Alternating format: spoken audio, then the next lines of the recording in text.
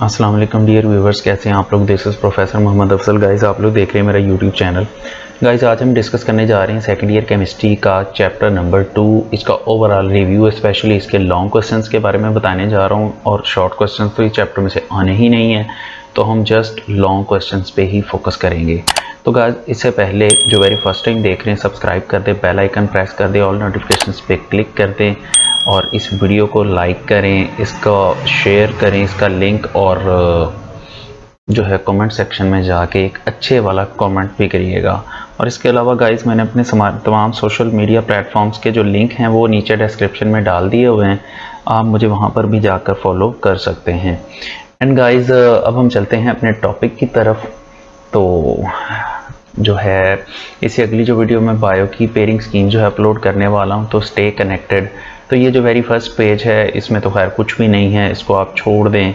ये second page जो है 21st पेज, इसमें भी कुछ नहीं है। इसके बाद आप 22 पेज पे आ जाएं। इसमें ये जो टेबल बने हुए हैं, इनमें से MCQs आ सकते हैं, इनको आप ज़रा अच्छे तरीके से देख लें। टेबल 2.3 एंड 2.4 दोनों टेबल्स को ज़रा अच्छे तरीके से देख लें, इनमें से MCQs आ सकते हैं। Peculiar behaviour of lithium, guys ये एक इम्पोर्टेंट लॉन्ग क्वेश्चन है, ये इम्पोर्टेंट लॉन्ग क्वेश्चन है, ये पेपर में आ भी सकता है, तो ये आपने ज़रा अच्छे तरीके से करना है। अब इसका होता है कि आप अगर पेक्यूलियर बिहेवियर आ जाता तो आप ये इतनी सारी डिटेल देने की बजाय आप ये पूरा पैराग्राफ जो है इसको ड्रॉप कर सकते हैं। आप क्या करेंगे, आप इसको डायरेक्ट यहाँ से लिखना शुरू करें, इस जगह से लिखना शुरू करें। Some of the more important differences of lithium. तो इससे लेकर एंड तक आपने ये इसके 5 पॉइंट लिखने हैं। पेक्यूलियर बिहेवियर ऑफ लिथियम है गाइस, ये लिथियम वाला कोई इतना इंपॉर्टेंट नहीं है, ये मैं गलती से बोल गया, मतलब गलती से मिस्टेक हो गई। लिथियम वाला इतना इंपॉर्टेंट नहीं है, बेरिलियम वाला जो बिहेवियर है वो ज़्यादा इंपॉर्टेंट है, लेकिन ये भी आपने करना है। एटलीस्ट इसके 8 पॉइंट आप करेंगे, इसके काफ़ी ज़्यादा पॉइंट्स लिखे हुए हैं, एटलीस्ट 8 पॉइंट्स आपने करने हैं। तो इससे आगे बेरिलियम आएगा। हाँ, यस इट इज़ गाइज, ये जो बेरिलियम की बात है ये ज़्यादा इंपॉर्टेंट है, तो वो तो मैंने गलती से मिस्टेक कर दी, मैंने आपको वो बता दिया कि वो इम्पोर्टेंट है, लिथियम वाला वो नहीं है, बेरिलियम वाला ये मोस्ट इम्पोर्टेंट क्वेश्चन है।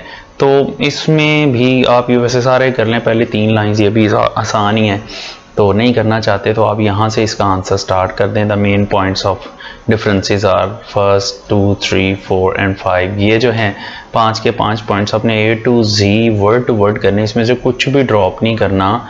ये मोस्ट इम्पोर्टेंट लॉन्ग क्वेश्चन है। अच्छा गाइस, पहला इंपॉर्टेंट लॉन्ग क्वेश्चन ये हो गया, general behaviour of alkali metals. उसमें है trends in chemical properties of alkali metals. है लॉन्ग क्वेश्चन, लेकिन गाइस इसका कोई चांस कोई नहीं होता पेपर में आने का।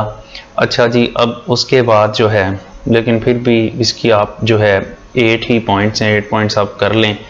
अच्छा, उसके बाद trends in chemical properties of alkaline earth metals. Guys ये भी कोई इतना इंपॉर्टेंट लॉन्ग क्वेश्चन नहीं है तो लॉन्ग क्वेश्चन, लेकिन कोई इतना इंपॉर्टेंट नहीं है। अच्छा, उसके बाद general trends in properties of compounds of alkali and alkaline earth metals. Guys इनमें से भी कोई खास इंपॉर्टेंट लॉन्ग क्वेश्चन नहीं बनता। ऑक्साइड्स हैं, उसके बाद इनमें शॉर्ट बनते हैं, लेकिन शॉर्ट इस चैप्टर में से आना ही नहीं है, इसलिए इस चैप्टर इस टॉपिक की जो अहमियत है ना वो ख़त्म हो जाती है। तो अब इससे आगे चलते हैं। तो इसमें ना एक बात है, ये देखें, ये ऑक्साइड्स हाइड्रोक्साइड्स की जब बात करते हैं तो इसमें एक MCQ बन सकता है जो कि आ भी सकता है पेपर के व्यू पॉइंट से, वो इम्पोर्टेंट है। ये देखें, ये वाला जो पैराग्राफ है इसको अच्छी तरह से कर लें। एक तो इसके अंदर बात हो रही है कैल्शियम हाइड्रोक्साइड की, इसको कहते हैं lime water, milk of lime भी कहते हैं, use for the test for identification of CO2। इसके अलावा वाइट वॉश के लिए भी इसको यूज़ करते हैं, तो ये कहीं लिख लें कि ये वाइट वॉश के लिए भी यूज़ होता है। सस्पेंशन मैग्नीशियम हाइड्रोक्साइड, इसको मिल्क ऑफ मैग्नीजिया कहते हैं, तो एसिडिटी ऑफ स्टोमक को रिड्यूस करने के लिए यूज़ होता है। तो मिल्क ऑफ मैग्नीजिया जो है, आमतौर पर डिफरेंट जो सिरप्स आते हैं ना मैग्नीजिया के, लाइक म्यूकेन सिरप है, लाइक फिलिप्स के नाम से एक सिरप आता है, और भी 1-2 इस तरह के हैं। तो ये जो सिरप्स होते हैं एसिडिटी को रिड्यूस करते हैं, इनको मिल्क ऑफ मैग्नीजिया कहते हैं। तो सिंपल आप मेडिसिन स्टोर पे जाके ये कह दें कि मुझे मिल्क ऑफ मैग्नीजिया चाहिए, एसिडिटी है स्टोमक की, तो वो आपको सिरप दे देते हैं। तो ये MCQ है, बड़ा इंपॉर्टेंट, इसको ज़रा आपने अच्छे तरीके से कर लेना है। तो गाइज इससे आगे चलते हैं। यहाँ पर जब सल्फेट्स में आते हैं, सल्फेट्स में इनफैक्ट यहाँ पर शॉर्ट क्वेश्चन जो बनता है वो ये बनता है जिप्सम। जिप्सम क्या चीज़ है? तो जिप्सम जो है वो उसका तो फॉर्मूला यहाँ आपके सामने है, here is the formula of gypsum. उसके अलावा पूछा जाता है जी प्लास्टर ऑफ पेरिस क्या बला होती है, here it is the plaster of Paris. तो इसका जो है ये फॉर्मूला नीचे गिवन है प्लास्टर ऑफ पेरिस का। अब इसके साथ एक वाटर मॉलिक्यूल है, लेकिन ये 2 कैल्शियम सल्फेट के साथ एक वाटर मॉलिक्यूल है। एक कैल्शियम सल्फेट को देखें तो उसके साथ हाफ वाटर मॉलिक्यूल होता है, तो इनफैक्ट ये हाफ हाइड्रेटेड होता है। तो ये हाफ हाइड्रेटेड है, तो इसके बारे में भी पूछ लिया जाता है, एमसीक्यू आ जाता है कि हाफ हाइड्रेटेड है, मोनो हाइड्रेटेड है, 2 हाइड्रेटेड यानी कि डाई हाइड्रेटेड है या ट्राई हाइड्रेटेड है। गाइस से थोड़ा सा आगे चलें, commercial preparation sodium by down cell. Guys ये भी एक इम्पॉर्टेंट लॉन्ग क्वेश्चन है, इसको भी आपने बड़े अच्छे तरीके से करना है। ये एक इम्पॉर्टेंट लॉन्ग क्वेश्चन है, तो इसको एक तरीके से करें तो जो स्टार्ट है, most of sodium metal is produced by the electrolysis of fused sodium chloride since the melting point of sodium chloride is this and this. तो इसके अंदर कैल्शियम क्लोराइड ऐड करते हैं। तो यहाँ पर आप इसकी कंस्ट्रक्शन की हेडिंग देंगे, इस जगह पे यहाँ पर आप इसकी कंस्ट्रक्शन की हेडिंग दें। कंस्ट्रक्शन आप जो है इसकी लिखेंगे जी, terminated in the gas the arrangement permits the electric current to pass, ये सारा आप लिखेंगे गाइस। ये सारा कुछ लिखने के बाद यहाँ तक ये आप लिखेंगे freely but prevent sodium chlorine from mixing each other. अच्छा यहाँ तक लिख के गाइस उसके बाद आप ये डायग्राम बनाएंगे पेज के सेंटर में करके, डायग्राम बनाएंगे। डायग्राम बनाने के बाद अब जो नेक्स्ट पैराग्राफ आता है, sodium metal rises in special compartment. तो गाइस ये जो बेटा सेकंड, अब ये जो पैराग्राफ है ना, इस पैराग्राफ को आप इसकी मतलब वर्किंग में लिखेंगे। यहाँ पर आप हेडिंग दे देंगे जी वर्किंग की, इस जगह पे यहाँ आप इसकी वर्किंग की हेडिंग दे देंगे। और उसके बाद ये जो है the progress is carried out, the process is carried out, sorry the process is carried out in the it has following advantages. तो बच्चों इसको आपने ले जाना है लास्ट पे उठा के, इसका ये मतलब इसके एडवांटेजेस भी ये सारा जो है ये आपने इतना इतना यहाँ से उठाना है, इसको आपने ले जाना है लास्ट पे। Let me change the colour, ये तो सारे एक जैसे ही हो जाएंगे, एक मिनट। यहाँ पर इस सारे ये तीनों पॉइंट्स को जो है आपने उठा के ले जाना है एंड पे रिएक्शंस के बाद। और इसके अंदर ये जो रिएक्शंस गिवन है during the process following reactions take place, इन रिएक्शंस को गाइज आपने यहाँ से उठाना है और इनको आपने यहाँ ले आना और इसके ऊपर आपने पहले हेडिंग देनी है। तो हेडिंग देनी है कि जी केमिकल रिएक्शंस की हेडिंग, और इसके ऊपर आपने एडवांटेजेस की हेडिंग देनी है। तो ये इस तरह से इसके अंदर 4 हेडिंग्स हो जाएंगी। सबसे पहले कंस्ट्रक्शन, फिर इस जगह पे वर्किंग की हेडिंग आ जाएगी, मैं एक्सप्लेन कर दूं साथ साथ। इस जगह पे इसकी वर्किंग की हेडिंग आ जाएगी, यहाँ पर जो है केमिकल रिएक्शंस की हेडिंग आ जाएगी, और लास्ट पे ये पॉइंट जो आपने लिखने इसके ऊपर हेडिंग आ जाएगी एडवांटेजेस। तो गाइस ये इंपॉर्टेंट लॉन्ग क्वेश्चन है, अच्छे तरीके से करना आपने। आगे है commercial preparation of sodium hydroxide by the diaphragm cell.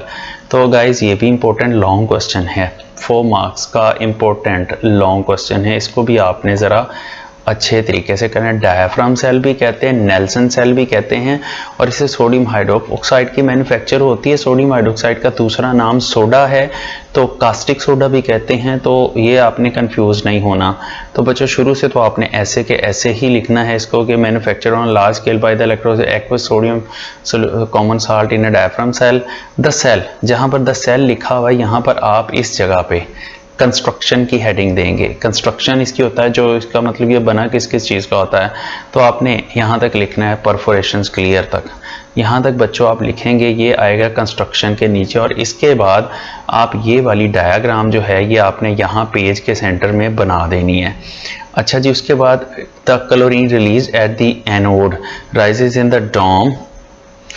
अच्छा, अब ये जो सेंटेंस है ना, ये वैसे यहाँ पर आप छोड़ भी सकते हैं इसको, ये जो सेंटेंस पूरे का पूरा यहाँ पर छोड़ भी सकते हैं, लेकिन अगर आप इसको लिखना चाहते हैं तो इसकी ये जगह बनती नहीं है, आप इसको स्किप कर सकते हैं इस पैराग्राफ को। अच्छा, उसके बाद the figure 2.2 shows a simplified version of the cell in order to understand the purpose diagram. अच्छा गाइज, अब ये जो है ना, ये भी आप इस बात को भी स्किप कर सकते हैं, इसको भी स्किप कर सकते हैं। इससे आगे जाने के बाद the electrolysis take place. Guys यहाँ इससे पहले आप डायग्राम बना चुके हैं, देखें इनफैक्ट आपने ये 2 पैराग्राफ्स जो हैं ये क्रॉस कर दिए, ठीक है।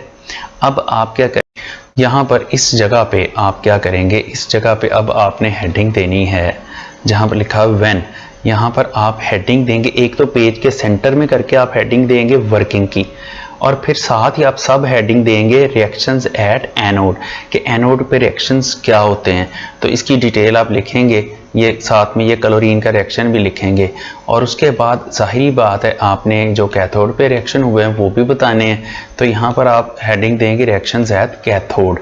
अब देखिए कैथोड पे होने वाले रिएक्शंस ये आप लिखेंगे, तो ये आपने कैथोड पे होने वाले रिएक्शन लिख दिए, ये नीचे वाली लाइन भी लिख दी, we can face 2 major problems during the working of the cell. तो गाइज यहाँ पर आपने हेडिंग देनी प्रॉब्लम्स की हेडिंग देनी है, और ये 1 2 करके आपने दोनों प्रॉब्लम्स इसके लिख देने हैं। तो यहाँ पर फिर आपने फर्दर हेडिंग देनी है कि द फर्स्ट प्रॉब्लम जहाँ लिखा हुआ है यहाँ आप लिखेंगे, हेडिंग दे दें सोल्यूशन टू फर्स्ट प्रॉब्लम, यहाँ पर आप हेडिंग देंगे सोल्यूशन टू सेकंड प्रॉब्लम, और यहाँ पर कंक्लूजन की हेडिंग देंगे, ये आपका लॉन्ग क्वेश्चन कंप्लीट हो जाता है। अच्छा गाइज इससे आगे चलते हैं, role of gypsum in agriculture and industry. तो एग्रीकल्चर को छोड़ें, इंडस्ट्री वाला जो है ये लॉन्ग क्वेश्चन है, लेकिन कोई इतना इम्पोर्टेंट लॉन्ग क्वेश्चन नहीं है, ये एक लॉन्ग क्वेश्चन बनता है इंडस्ट्रीज़ वाला, तो इसको एज इट इज़ जैसे लिखा हुआ बुक में वैसे लिख देना, छापा लगाना है।